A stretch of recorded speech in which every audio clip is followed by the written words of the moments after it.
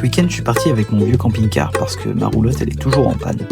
Et je suis parti où? Je suis parti au Festival du Sable dans le Ukulélé, la 3e édition. J'y vais pour jouer sur scène, mais aussi pour donner des masterclass et puis des cours individuels.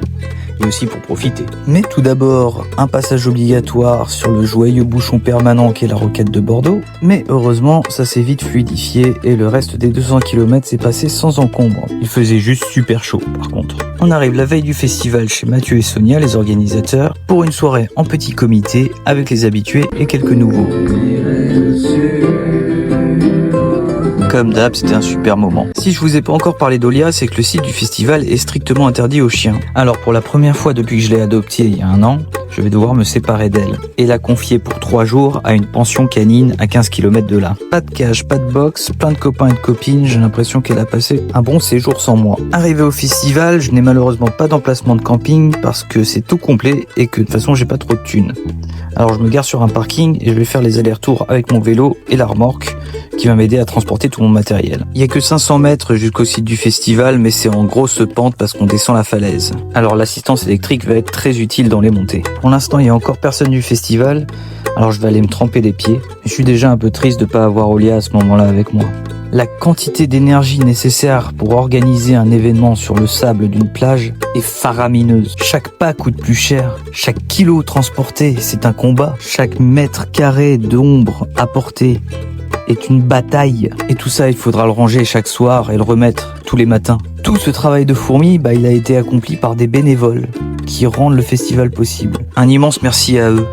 Mais les vrais MVP du festival, c'est eux, Charlie et Adrien. Tous les jours, ils montaient la scène. Tous les soirs, ils la démontaient. Toute la journée, ils tenaient la régie, sonorisaient les amateurs comme les pros. Et en plus, ils avaient leur propre concert à jouer. Je serais bien incapable de faire la moitié de ce qu'ils ont accompli sur ce festival. J'ai joué mon concert le vendredi soir et j'avais l'honneur d'avoir des invités avec moi. Manil pour ce morceau. Il est 3h30, le temps me l'a fait à l'envers. Et Adrien sur celui-là.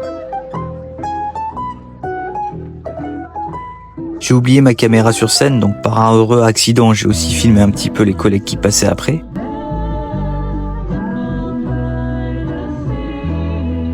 Et les rebelles de l'URSS ont clôturé le bal pour vendredi soir. Le samedi, j'ai pas filmé grand chose, mais je suis surtout concentré sur mes masterclass, qui sont très bien passées.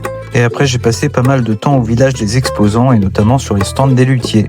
J'ai raté mes photos sur 2 d'entre eux d'ailleurs, désolé les gars, je m'appliquerai plus la prochaine fois. En tout cas, c'est toujours un plaisir de jouer sur du Made in France, alors un grand merci à eux pour leur travail. Et puis vint le 3e et dernier jour, dernier concert qu'on attendait tous. Quand ce grand nom de la scène française mainstream vient jouer pour nous, avec nous, les petites guitares de clown. Je n'avais jamais vu cette plage aussi peuplée, aussi remuante. Je n'avais jamais vu un aussi large sourire sur le visage de Mathieu ou d'Adrien. Merci Monsieur Sanseverino pour ce cadeau. Merci pour l'incroyable finale de cet incroyable festival. Merci à Mathieu qui l'a rêvé et à toutes celles et ceux qui l'ont aidé à le rendre possible. Il ne me reste plus qu'à récupérer Olia, qui ne m'a jamais fait une telle fête. Puis à retourner dans le bouchon permanent. Mais là j'en ai plus rien à faire, j'ai trop le sourire.